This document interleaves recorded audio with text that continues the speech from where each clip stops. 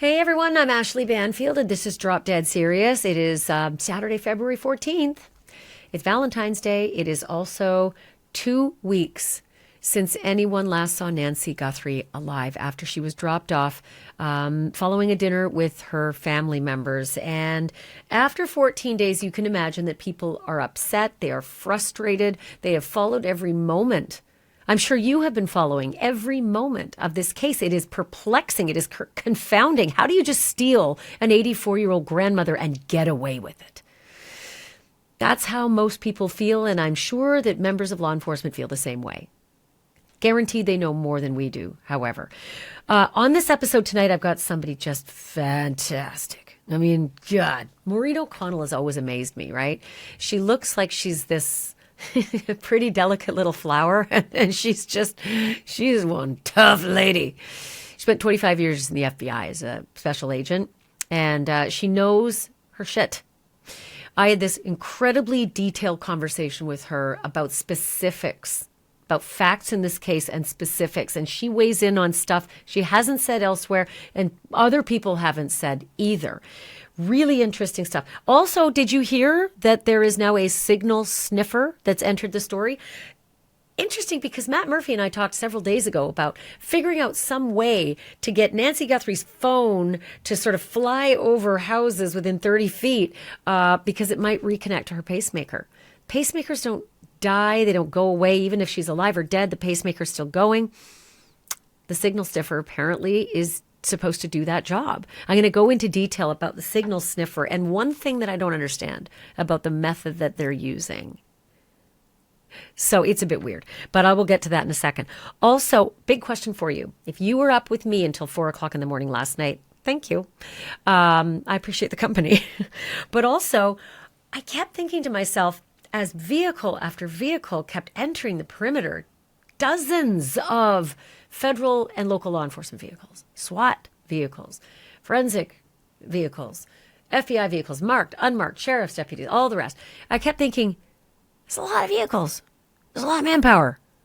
There's one guy. There's one guy who, albeit dangerous, got that.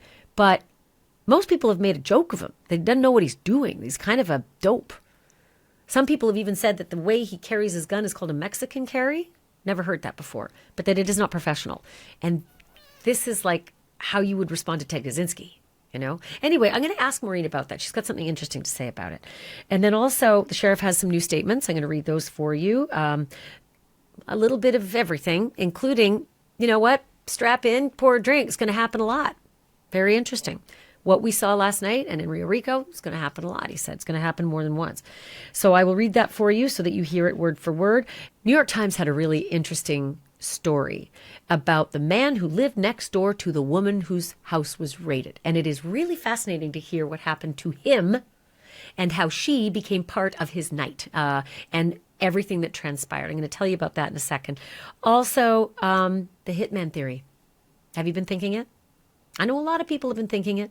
Was this guy, was he for hire? Did he show up there because he was paid, because he was hired to do this? A lot of people have said, really looks like he knows the place. Maybe he knows it. Maybe he's familiar. Maybe he was told about it. Going to get into that with Maureen because she's got something to say about that. And Maureen is really interesting in how she weighs in on this whole Florida lab controversy and the whole bitch scrap that everybody's making hay about between the feds and the locals. She's got a very different take on that. You're going to hear that in a second too. And then I dig down on that balaclava. I am not over this balaclava, the ski mask. Everyone's talking about the backpack. There's hundreds of those things sold at Walmart. But who buys a ski mask in Arizona? Who buys a balaclava in Arizona? Okay, a couple skiers here and there, but there's something different about that ski mask. And since I'm a skier, I'm going to tell you exactly why I don't believe a lot of skiers buy that, even Arizonans. I'm going to show you what I'm talking about in a minute, but that's coming up in just a second.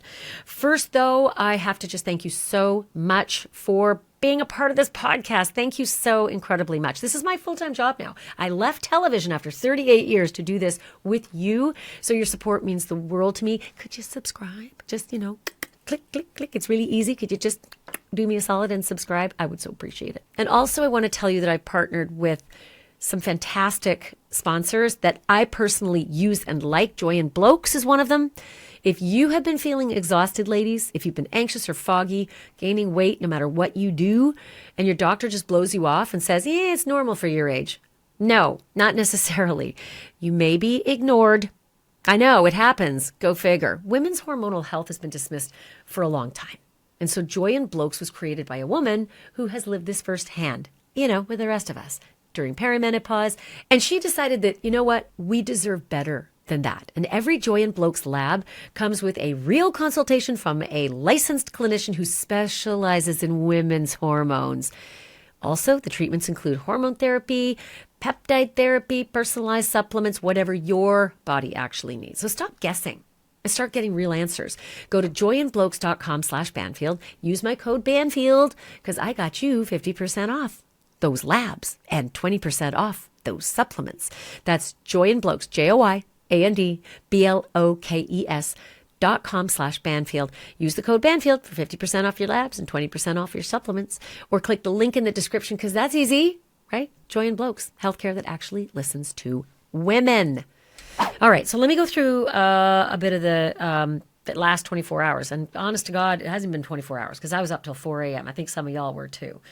And we're at the 2-week mark. 2 weeks isn't, believe it or not, it feels like an eternity. And if you're the Guthrie family, it is an eternity. Let's not forget their mother, their grandmother. This is a real person and they are hurting. They are really hurting. Can't imagine. Just imagine if it's yours. Just imagine if it's your mom. But 2 weeks in law enforcement isn't, unless you're dealing with a missing person, which time is of the essence.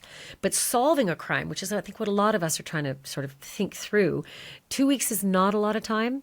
And so there's a certain element of patience that we all have to kind of adopt. And I know it is hard, right? Because this is a batshit crazy story. And something crazy happens almost every 5 minutes.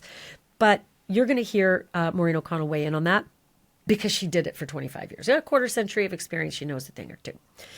Also, we had a federal warrant executed last night. So it wasn't one of these court-approved searches, which was what happened in Rio Rico. No, this was a warrant. It was got by the feds. I'm going to ask Maureen about the significance of that, because I thought it was unique, especially since the sheriff did not put out the statement as per the request of the feds. That was interesting. 3 people detained, nobody held, nobody arrested, right? So it kind of went nowhere, which I'm sure as you all woke up was the first thing you did, right? What was it? You got on your phone. What happened? I was so tired I couldn't stay awake. Nothing. And I still have a lot of questions about what happened because I watched as they towed off a silver Range Rover that they had put privacy screens up to take a look in the back. And we all know that privacy screens are usually reserved for bodies. No word about that. From the sheriff? What? I'll read you his entire statement and everything he said today. But also, Brian Enton said that when he talked to law enforcement, they said while there were no arrests last night, they're still following up, quote, on leads from last night. And one of the things that I learned from so many of these super smart law enforcement people that I've worked with, that I've befriended, that I've stayed in contact with, is that a lead is kind of like a ripple, right? You throw a rock in the water and there's one ripple and then suddenly it's just lots of ripples. One lead can actually ripple into a lot of different leads. So you just imagine with the tens of thousands of leads that have come into the sheriff's department and also to the FBI, every single one of them is looked at. Now multiply them exponentially, because each lead can actually multiply into a rabbit hole. Sometimes it's a good rabbit hole. Sometimes it really does take you to where you want to go, but that may be the factor of last night when they say that still following up on leads from last night. So let me read you the sheriff's statement that I woke up to this morning. You may have already read it, but I want you to listen to the words specifically because, words matter. Good morning, media partners. Law enforcement activity.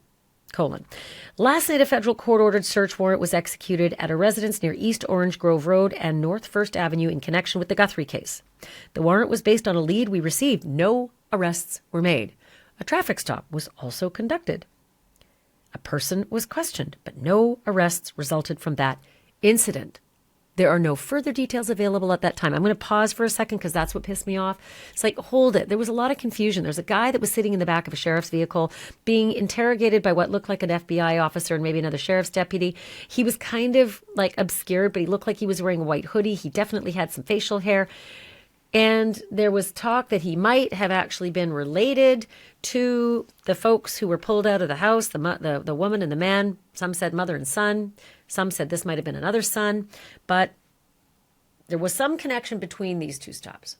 But we just don't know what was the connection.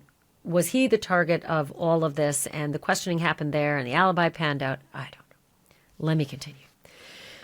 And that Range Rover. Answers. Be nice. I mean, you treated it like it was the most important thing, right? The privacy shields and the yellow paper over the license plate. I know that was to keep nosy people like me from making connections and finding out who owns the car. But the car was dirty and was photographed a lot before the privacy shields went up so they could open. And I was actually watching. I'm not going to lie. It's the business I'm in. As they were opening the back trunk, I was watching the agents who were standing closest to it because I thought if there's been a body in there for a long time, they're going to look away because there will be a horrendous smell that comes out of the vehicle. I saw one woman do it a little bit. She kind of did that, but it wasn't so pronounced that I thought definitely there's a body in there. I didn't get that feeling. And then again, the other issue was a medical examiner's vehicle didn't show up there either. That's not to say that cars haven't been towed with bodies in them before. I've seen it happen. Aaron Hernandez's case, that happened. It's just not typical. So I can't tell you what the hell happened with that silver Range Rover. I don't know who owns it. I don't know who's not missing it. It's a nice car. Pima County Sheriff's Department and the FBI continue to work together around the clock on this investigation, tracking all leads. Another show of force in the language because this is important. A lot of news, a lot of ink.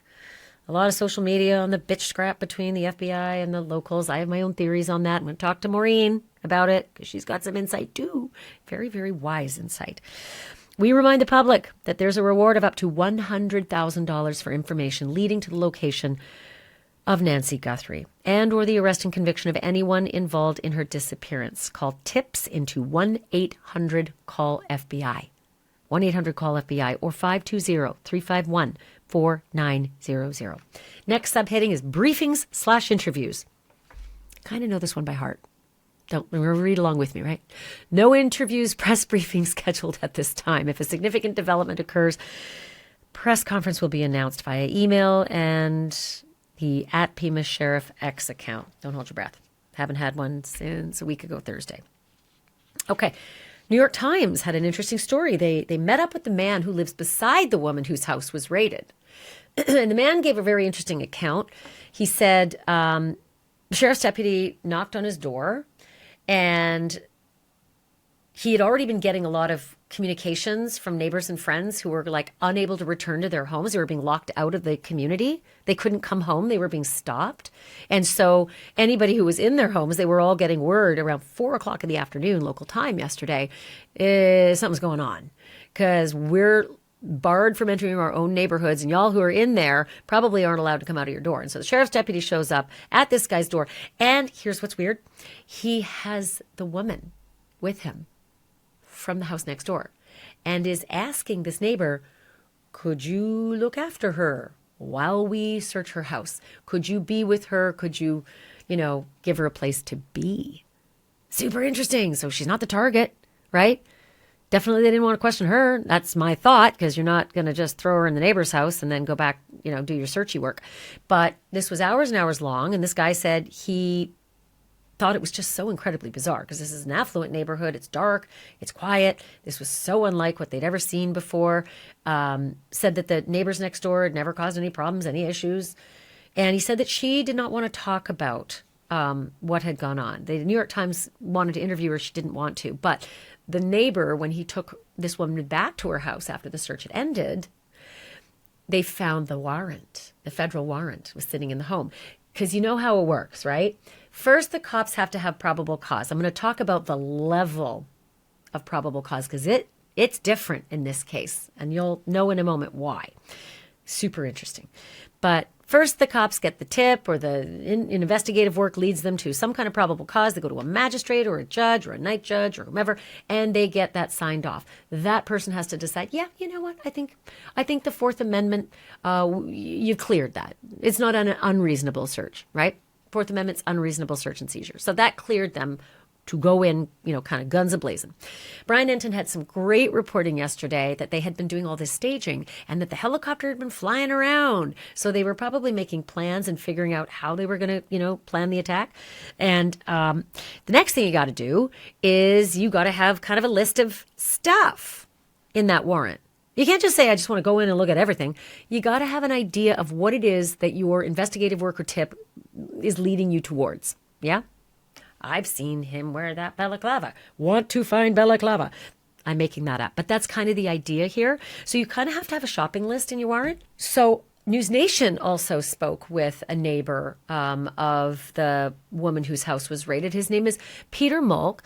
And, Brian Enton talks to everybody. And News Nation was able to, get a few comments from Peter Mulk about what last night was like. Have a look. Unbelievably absurd. It's making everybody nervous. It's just surreal.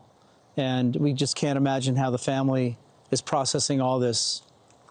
As a neighbor, as a person that lives in the community, we just wanted to resolve, for the positive. And so what do you make it, how's it feel? There's, 20 cop cars, a couple SWAT. Yeah, I live right across the street. Right across the street. Yeah, it's weird. Tell us your thoughts when you saw that going on, maybe, just about trying to process it all. Tell us how you feel about that. We feel that, they might have gotten a tip. There's been a lot of tips, I'm sure, over the past 2 weeks. But this seems to be a tip that's, could be close. Hopefully it's something that's credible and, it's actual. So hopefully they get somebody. But living right so close to it, I can't imagine that if they get somebody that lives right next to me on my street, that, that even makes sense, to be in this neighborhood, to have all these cops here. There's bomb squad vehicles, a lot of cops, a lot of presence. Also, I read along with all of you on the Twitter, on the X, how annoyed we all were by this. We waited and waited, for I think 2 hours for the sheriff who said, first there's going to be a press conference, meet us at this corner. No press conference. We're just going to put out a statement. It will be forthcoming. And then we waited and we waited and we waited into the late hours. And then we got this blurb.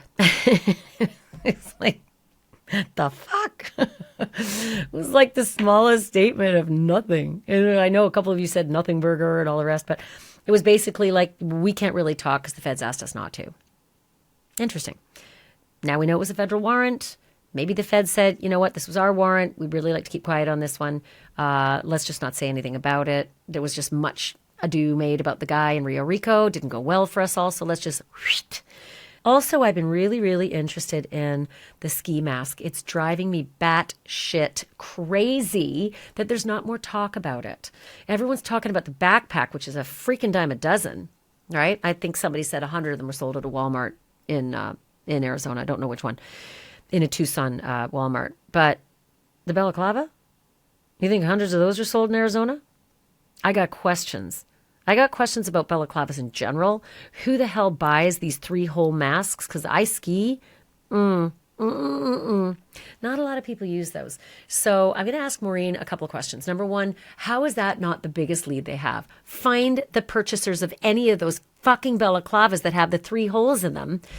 Because who buys them in Arizona? A couple skiers, maybe, but I doubt it.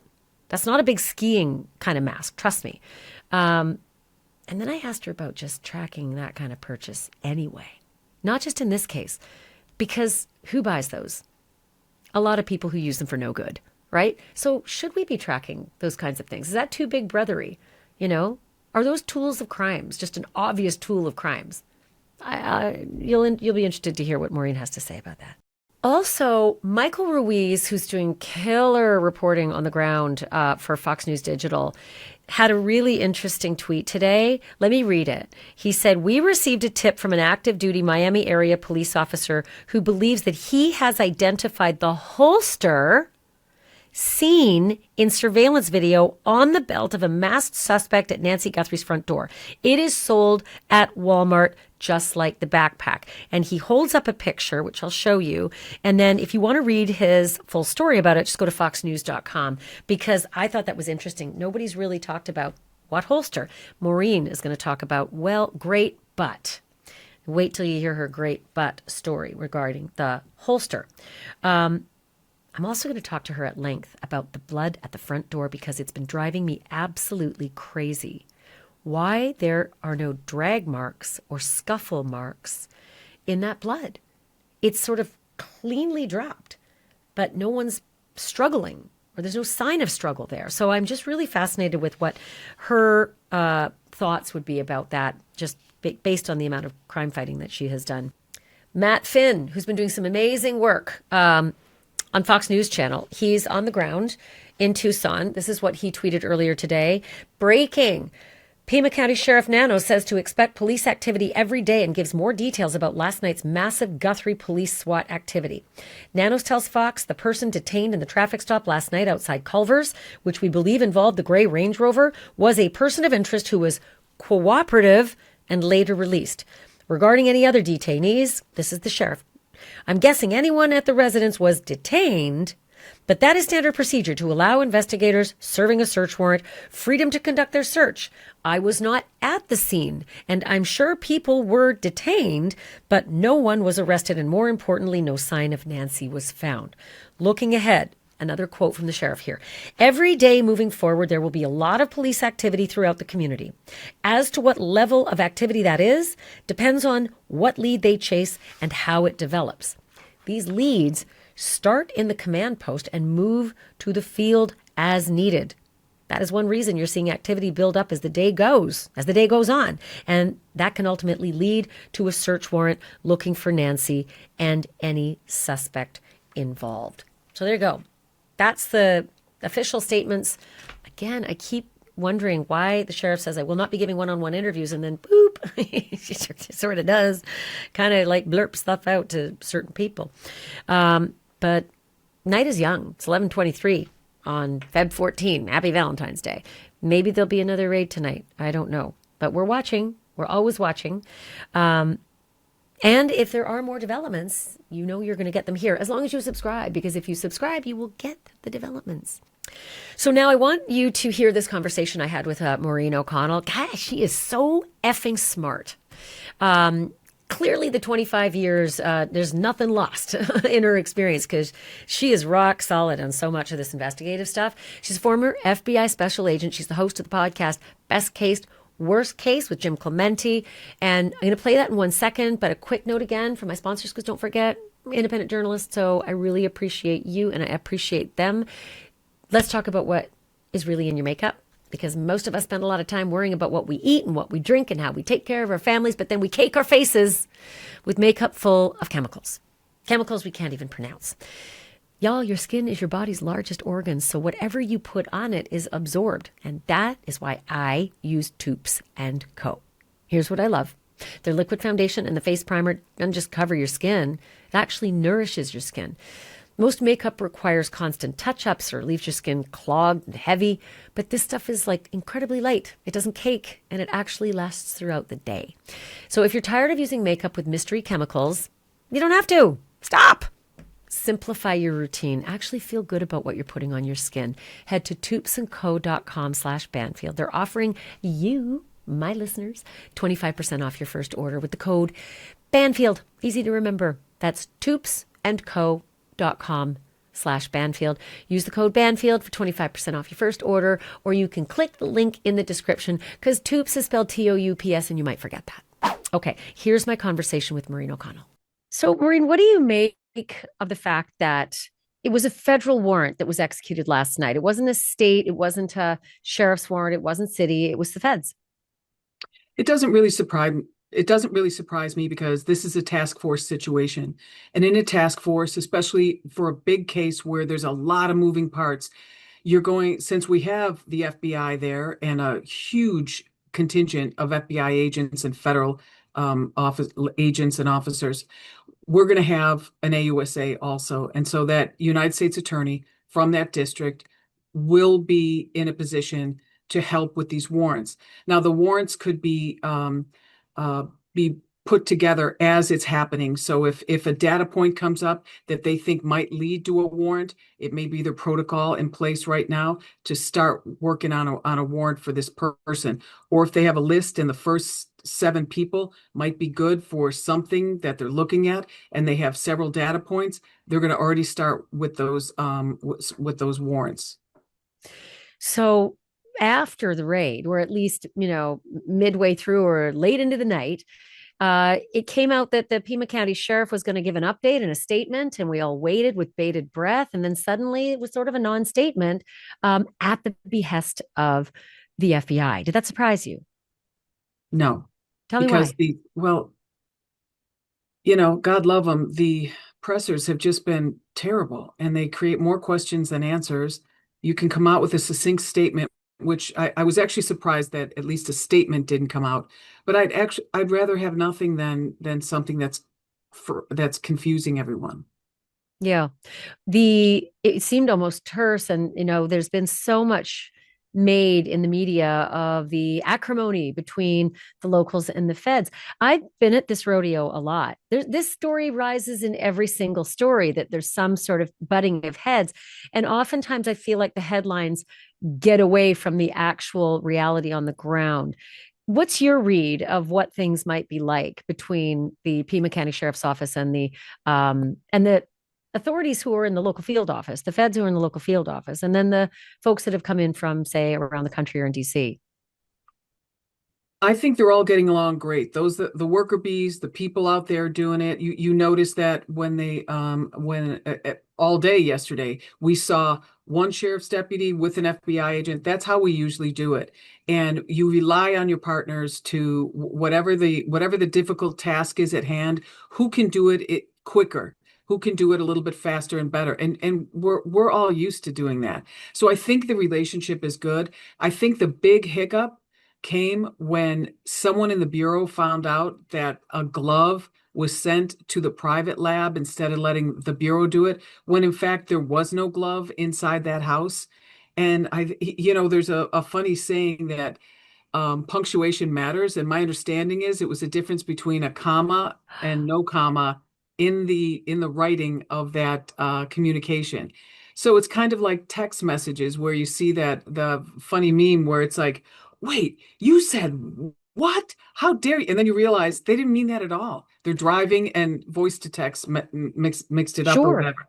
So I think something like that, I Maureen, think you know that's what? what My happened. my favorite line in a movie is from My Cousin Vinny. I shot the sheriff. With inflection, you're asking a question. But when you see it in print, it says I shot the sheriff.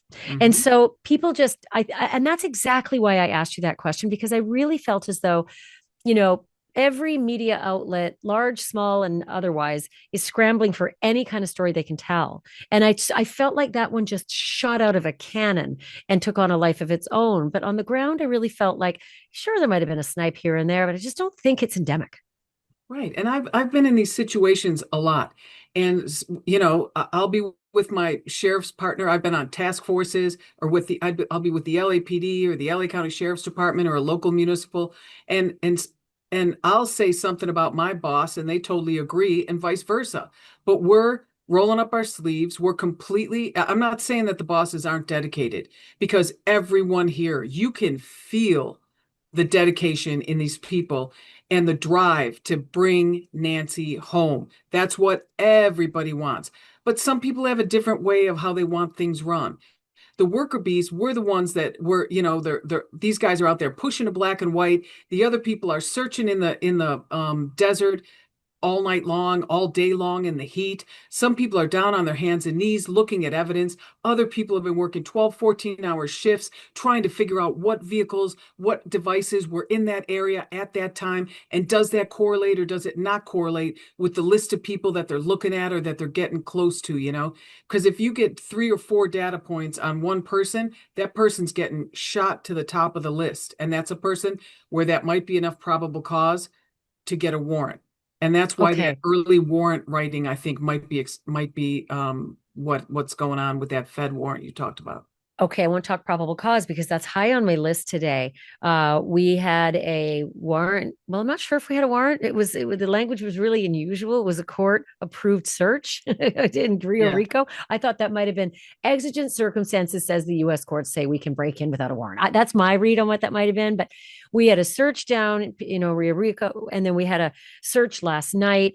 And I wanted to know if probable cause is a little lower when you got an older woman who's missing and doesn't have her meds, as Yeah. opposed to standard magistrate behavior or late night judge behavior and getting a warrant. Yes, and an at-risk youth or a baby. Um, when when you have those images of that guy at that door with a gun strapped on him, and when he dragged Nancy out of there, however he got her out of there, she was bleeding.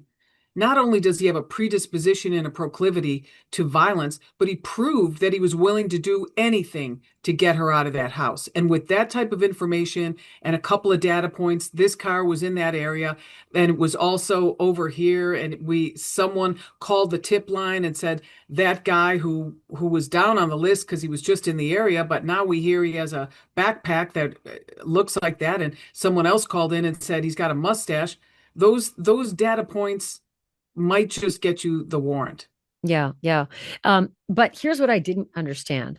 As Brian Enton was reporting live from the scene in the perimeter, he's counting dozens of federal and state law enforcement vehicles and dozens of personnel, including bomb squads and SWAT team members and forensics units, et cetera. And I wondered about the show of force because the guy on the Nest cam, has his gun pointed at his business. It just did not look like a pro. He didn't look like a No, but he dangerous proved that he's terrorist. willing to hurt people. Did we need that many people in the show of force on executing that warrant? That's what I was wondering. Well, they put it out on the radio. Maybe they put something out along the lines of, "Hey, if you're in the area, we might need a perimeter." First of all, I would bring in the cavalry just to keep everybody else out of that Mm. place because that would be, that would be a hot number to be there and to witness. And, as you saw, they made Brian back up and move out because they have to have a secure perimeter at that time. They don't know what this person is. And for all we know, someone could have said they thought he had explosives or something. I don't know, because the bomb squad rolling out, that had me scratching my head a little bit, because I haven't done that a lot. That's what surprised me as well. I mean, the bomb squad, both nights. And I thought, well, I'm not sure about last night, but I just sort of thought, look, the guy's dangerous certainly to Mrs. Guthrie, but it didn't feel like he was Sheikh Rahman or anybody who's going to bomb the World Trade Center. I didn't feel like he was that level of danger. I felt Yeah, like, but if you're demonstrating a complete disregard for human life and well-being of the most innocent, vulnerable members of our society, mm. they're going to have no problem showing that type of behavior toward law enforcement, And I do in like the my idea opinion. that the perimeter is important because they have tried to keep so much of this quiet, even towing that Land Rover last night, the Range Rover, and putting yellow paper over the license plate so that people like us couldn't trace it and find out who owned that Range Rover.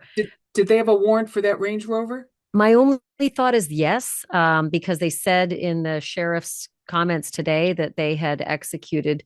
I believe he used the term plural. He said a federal court-ordered search warrant was executed at a residence in connection. Warrant was based on a tip. A traffic stop was also conducted and a person was questioned, but no arrests. Doesn't say anything though about the towing of that Range Rover. And then the privacy screens that were going up. In my business, it's usually because there's a body. You don't Right. usually put privacy screens up for evidence, do you? That's like a death shroud that you put up. So I'm wondering, wasn't there what I heard chatter on the scanners about a dead body, but I never heard any follow-up on that. Well, Could it there was be a that? there was a hot mess of social media about a suicide and a shooting and all of that, and none of it came to bear. Certainly for this story, whether that ended up not being related to Nancy Guthrie, but at the moment they thought it might be. I can't tell you that because they're not telling us that in the statement today.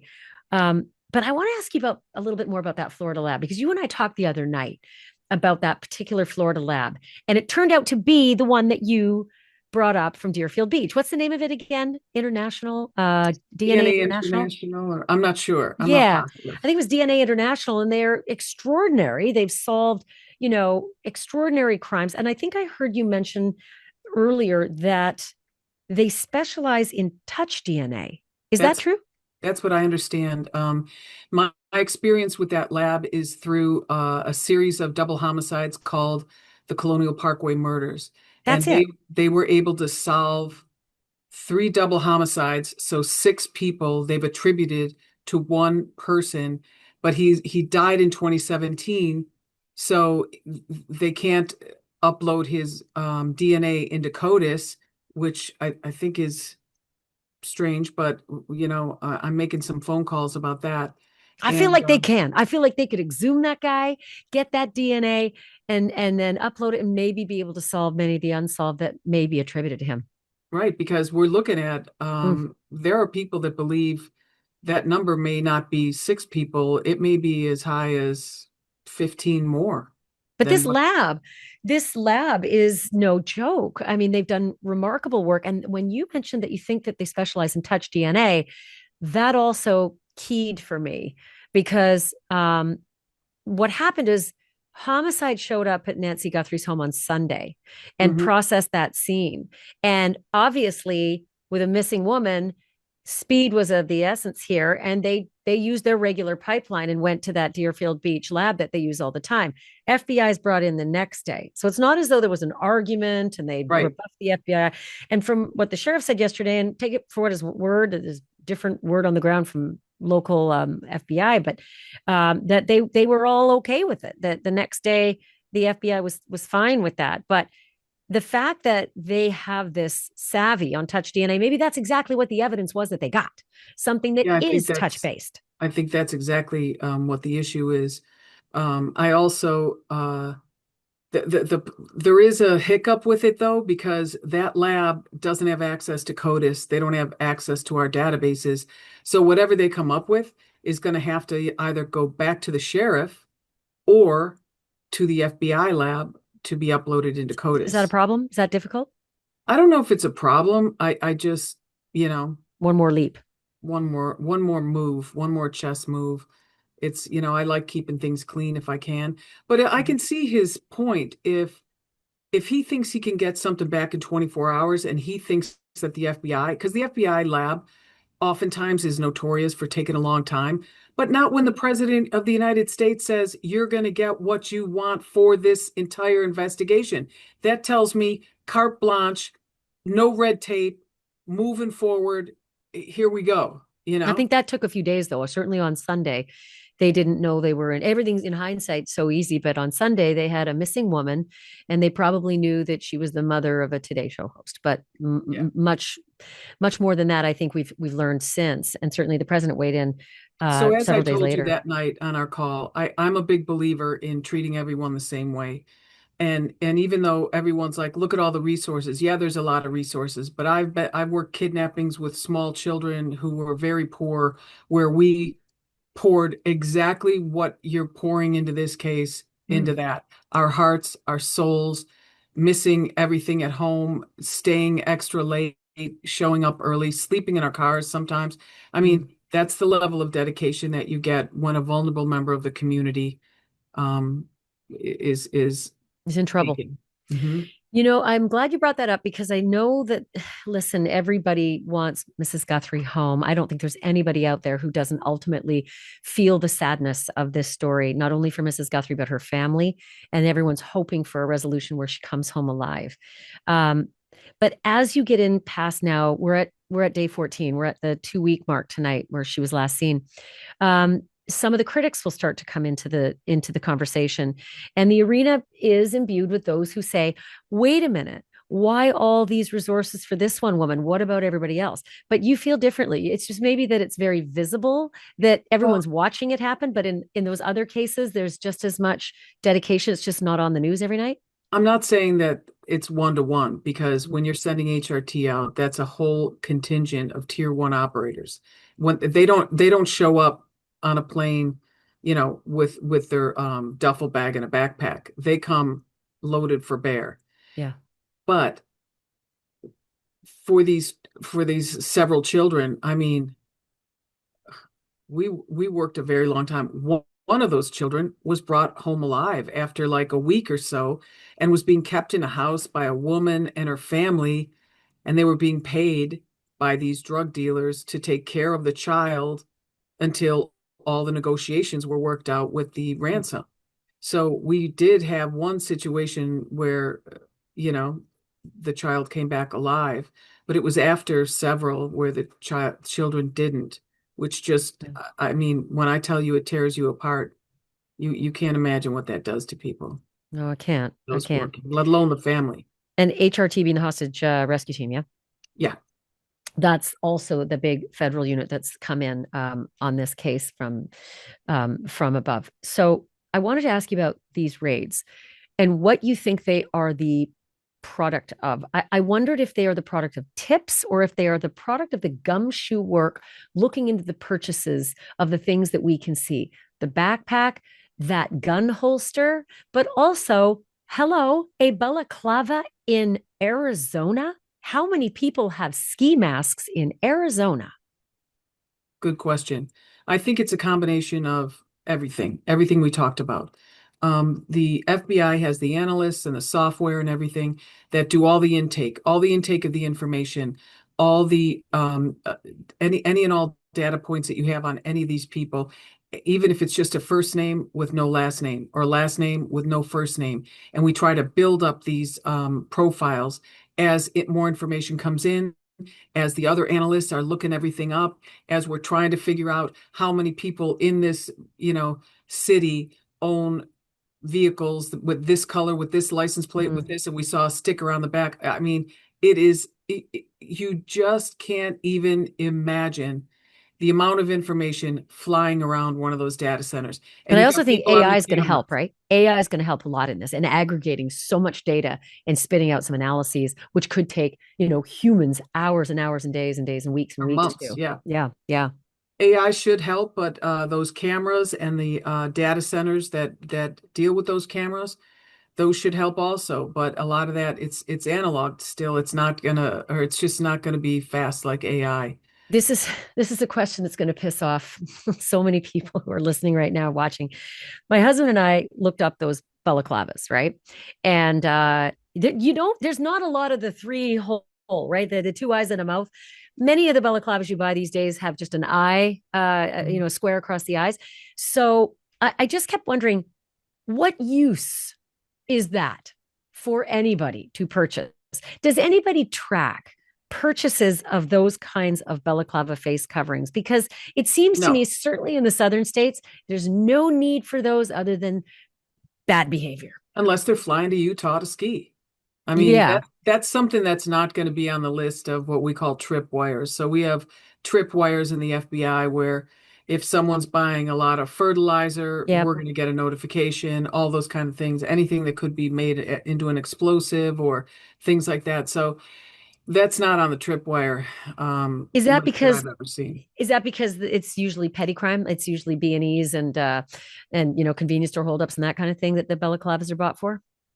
No, because there's just legitimate uses for those masks. I think it's kooky. I think you're up to no good, especially if you're buying it around here. Well, I Um, mean, right? And by the yeah. way, I'm a huge skier. Uh, I've been skiing since 1969.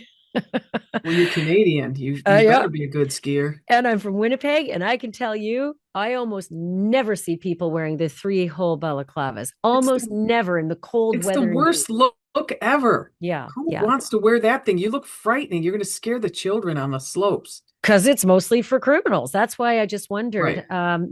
You can't buy balaclavas in Arizona without having people look askance for a hot minute. It's Hmm. likely not for skiing, honestly. Not many of them are on the ski hill, but I digress. I want to I'm ask you going to about say that I'm going to make a prediction that holster was not purchased at Walmart or an Amazon together with those other items. I bet it's old. yeah, well, it's interesting. Who was it today who actually found that holster? Um, Lindsay, who is it? Do you know? It I was thought it was in my, Fox that was reporting it. is it Matt Finn? I'm No, it trying to was find Michael it Okay. in my notes. Ruiz. It was Michael, Michael Is it in my Ruiz. notes? Yeah, here it is. Okay. Uh, Well, Michael Ruiz actually identified that gun holster. He was able to, well, they think they have an investigator who was able to identify that gun holster. Will that be helpful as well? Yes, but it could be very old.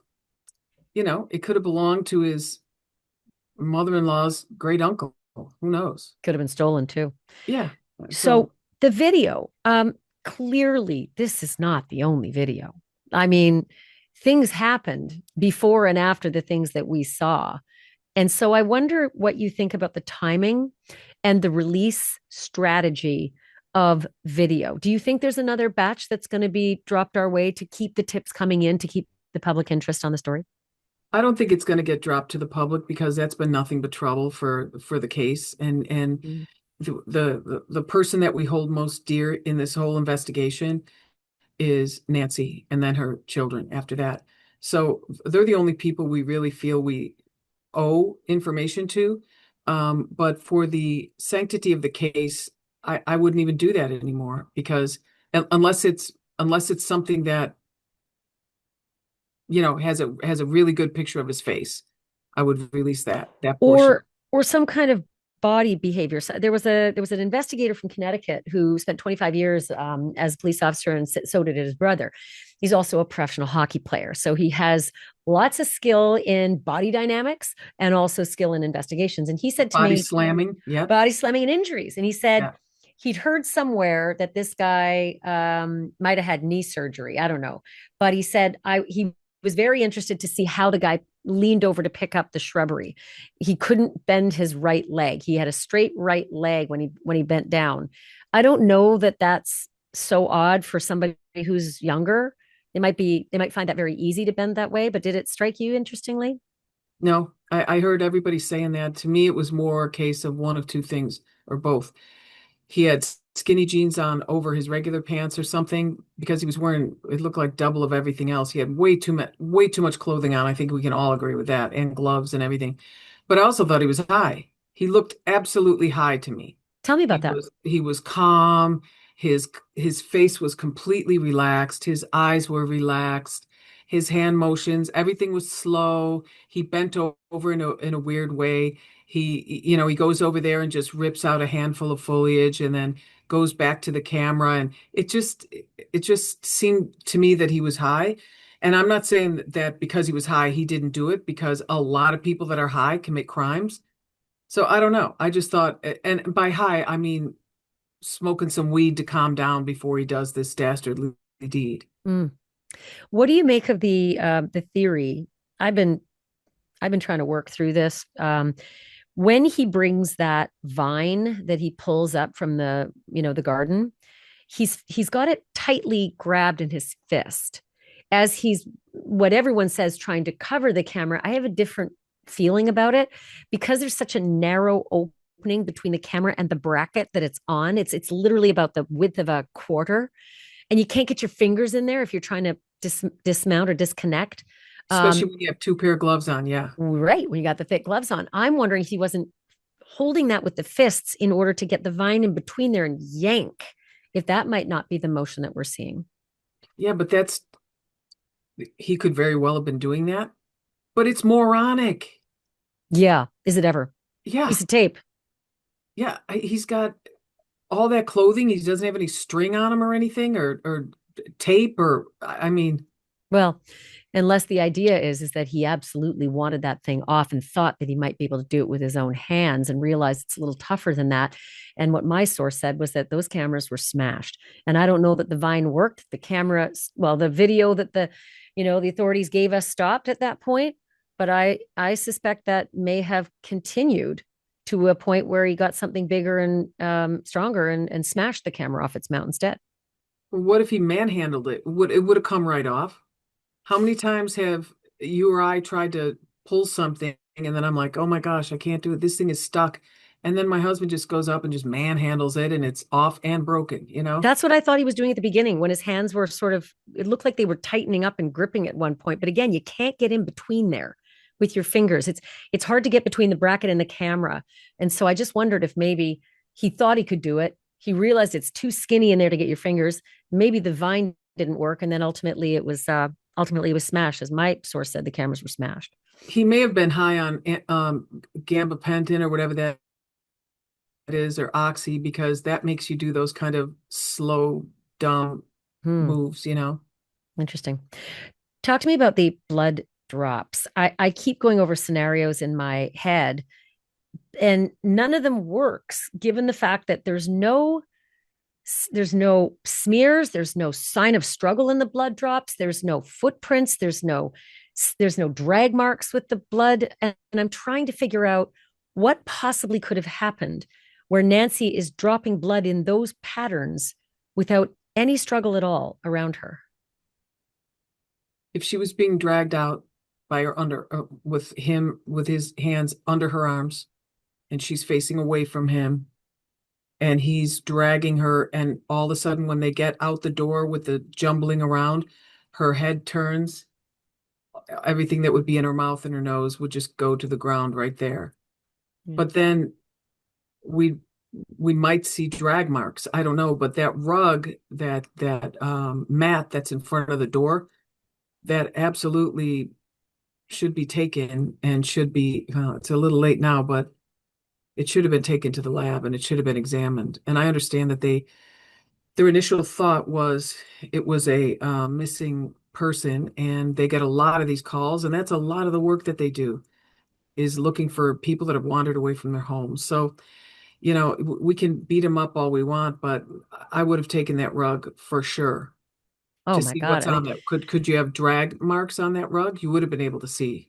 And Michael Ruiz said that there were glass fragments down below, which might support the theory that the camera was actually smashed. He said that that's what he spotted, which leads me to the number of people who have been in that vestibule on those tiles. Pizza delivery guy, flower deliveries have come there, pool guys have shown up, multiple detectives, several reporters. So yeah, I guess you're right. The rug now, that welcome mat, is it useless? Is some of that forensic evidence now so compromised it's not even useful for analysis, let alone the prosecution? I mean, it would be hard to get a lot of that stuff admitted, but I wouldn't say it's useless, because drag marks are very specific and leave very distinctive marks. And if there are drag marks, like two heels consistent with someone her weight, it might be a good clue. The other thing is that my mom is 87, and You're she lucky. very lucky, and she can get cut very, very easily. Her skin's very thin. She can bang up against a table and be bleeding, and it's a lot, right? Because she's blood thinners as well. And I wondered if maybe Mrs. Guthrie had a small injury and it did produce that sort of amount of blood, but that she was literally being marched. I mean, because you're not going to really argue with a gun, certainly not at 84. You're not going to argue with a gun. You can be pretty compliant. If she hit her arm inside the house, they'd have blood inside the house also. It might not be a lot, but based on what we saw outside, it should have been more than it is. That's why I think that it was, whatever it was contained in her mouth and sinuses maybe. And when the head turned for whatever reason, it all just poured out into that location. People are also talking about the blood stopping at the end of that stair, or moving on a little bit forward, as we saw in the last couple of days. They were saying that the droplets actually Did continue. Yeah. continued for a little bit, but that could just be a matter of putting a towel or a shirt or pulling something out of that backpack that was packed with God knows what, and placing that over her face so she stops bleeding. Because the last thing any kidnapper wants is to bring a person who's bleeding into their vehicle, whatever the vehicle is. Yeah. But that's No why I kidding. think that there was a tarp or something in that backpack. And I think that guy was probably going to end up being hired by somebody to go in and just drag her out and bring her over here or whatever.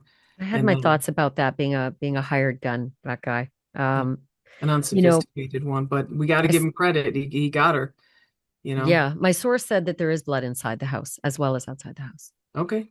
Yeah. Then maybe she did hurt herself. And the other thing I can't get past is my source said that the back door was wide open Some people say wide open for unlocked. Some people say wide open for standing wide open, and I don't know the Ajar. difference. Yeah. Yeah. But that's where I'm trying to sort of get my head around how this crime was committed. I almost wondered if Nancy Guthrie was, out cold asleep at 1:47 a.m. and that dingle dingle happens on your phone. There's motion at your front door. And she reaches over and looks at it right at the point where all of the foliage is dangling in front of the camera. And she's wondering, is that an animal? What is that? Puts the phone down and goes to the front door to open it and take a look. And maybe that's how he got in. I would say no. I No? mean, seriously. The first thing, if I were 85 years old and I heard someone at my door, first thing I would call is the police or my daughter or son-in-law if I were But if her. you thought it was an animal, because you saw the I wouldn't dangling care if it was foliage. an animal. I wouldn't care if it was a horse. I'm not opening that door. I agree with you, but she was different. I read about her decisions to get the ring or the Nest cameras and said that it was less about security and more being able to see animals in the night, wildlife. I don't know. The only reason that guy went to the front door was to disable that camera, I think. I think his marching orders were disable the camera because there's no way that guy was getting into that front door. That's a gated th- that's a gated door or screen door, what we call a burglar door, Yeah. and behind it is a very thick wooden like Spanish style door. I've kicked down doors in my life. I've been with teams that can breach just about anything. Those are two very difficult doors to get in. So I think he was just disabling the camera and then he went around the back of the house and that was whoever hired him or however he got there, Yeah. goes to the back because that door would be a lot easier to break in. But it begs the question, if they kick that door in, is there a chance that it wouldn't show signs of forced entry? Maybe, I don't know. I don't think so. But it hasn't been clarified to us whether or not it was forced entry, but the My door source would be said wide my open. source said forced entry, and when the sheriff was asked about that, he said, "I'm not confirming or denying that." Okay. Yeah. So my guess is he went in through the back. I don't know, going into people's houses in the middle of the night is a very high risk situation because you can't see anything. Yeah. I mean, they may have a bag of trash by the door that you're going to trip over. I mean, it's not an easy situation. So he must have he must have had intel or been in there before or something. That's my thought. So he goes in the back and then he gets her and Goes whatever, out but the he's in there front. for 41 minutes. And then he goes to the front because the car's out in front. And I keep wondering, is the car out front? Because if you're going to try to stay out of sight, you got a nice place to tuck in at that garage at the back. And there's that little pathway from the garage through to the back door. So if your plan is to take someone out live or dead, that is a better and easier way to do it without anybody seeing who might be driving by. Okay, but we didn't see the tire impressions that Yeah. would support that. So I would say that the car was in the front in the circle driveway with its lights off. That it got up to the house or they drove by a little bit earlier. They didn't have their phones with them Mm. or had them completely disabled because even a flip phone would ping off of something. But then I was also talking to a friend of mine that was a national asset on the CAS team for the FBI, the cell phone analysis or computer analysis team. And he was saying that that area is so hard to get in and out of. And I heard a law enforcement officer describe the roads as almost like spaghetti noodles going all over the place. It's very hard to figure out where you're going. So did they go old fashioned and use a compass or what? Or did they turn another phone on when they got lost a couple blocks away? I don't know. Did they know their way? Or You did they know, know their way that hadn't well? thought about what you just said. If somebody was using Waze to find their direction to Nancy Guthrie's house at that particular time of night, that would be traceable, wouldn't it? The FBI could Yes, it get that. absolutely would because it's pinging off everything. That would absolutely be. So Yeah. anybody who had to use any kind of directional help, that they could get that. And would they be getting that? They think of that, right? They would be looking for that now, wouldn't Oh, they? absolutely 100%. These forensic teams that the Bureau has, they're just magicians. I'm not kidding. They're just unbelievable. They think of everything. Speaking of that, Brian Enton reported something so interesting tonight. He said that a signal sniffer, I'd never heard of that. It was sent in and was affixed to one of the skids on the helicopter that was circling overhead while he was doing live shots yesterday afternoon. And Matt Murphy, homicide prosecutor from California, had said to me, I would like to see them take Nancy Guthrie's phone and move it all around the neighborhood because it will reconnect with her pacemaker. And we looked it up and it's actually 10 to 30 feet. Within 10 to 30 feet, the Bluetooth would reconnect. And so this apparently might have been the effort with the signal sniffer to detect Nancy's pacemaker. I mean, talk about magician work. Mm-hmm.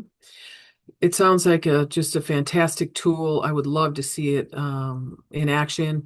But again, you've got to be so close. You'd have to grid that place out in little 10-foot wide, squares, and you're only about 10 or 12, maybe 20 feet off the ground. That's hard with all Yeah. the big cacti and everything else. Even the shrubs are taller than that, some of them. I mean, if you're flying a helo 30 feet above street level, you are nearly chopping off the antennae of the car. you know, it's Right. it's really close to be 30 feet above street level, isn't it? Yeah, but it also shows the level of dedication and the risks that people are willing to take to bring this woman home to her family. I mean, I cannot imagine what Savannah and her brother Cameron and her sister Annie are going through. I just can't. I'm No. surprised we don't find them wandering out in the desert by themselves looking for her, you know? Yeah, I can't. None of us can put ourselves in their shoes. And I often try to think of it if this were my mother. I don't know what I'd be doing. I can't even imagine it, and I don't even want to go there with my mind. It's just so No. terrible to think of it. Last thing I want to ask you about is the very white roof. Neighbors had pointed out that Mrs. Guthrie's roof was very, very white, and in the desert, there's only one reason it would be really white: a hell of a rainstorm that cleaned it off from the desert dust, or a recent painting. And so I can only assume that any paint contractor has been looked at, and not just recently, because I heard from another analyst that sometimes these guys will go back years. Like they'll think of people they've worked on a year ago and they'll target their victims from work they did a year or two prior. Yeah, well, you don't want to target someone whose house you were just at 3 weeks ago, because then you're at the top of the list. If it takes them that long to get down there. But I didn't know that it was that much whiter than every other roof. But it was clean. It did look very good. I know a Yeah. lot of people, like, when you're in a fire zone, you always keep your roof clean. That was part of the problem here in California. There was just dried up foliage all over the place, and they say that you've got to remove that. And I have an uncle who's actually 84 who goes up on his roof to clean his roof and gutters out. Oh my God, when we find it.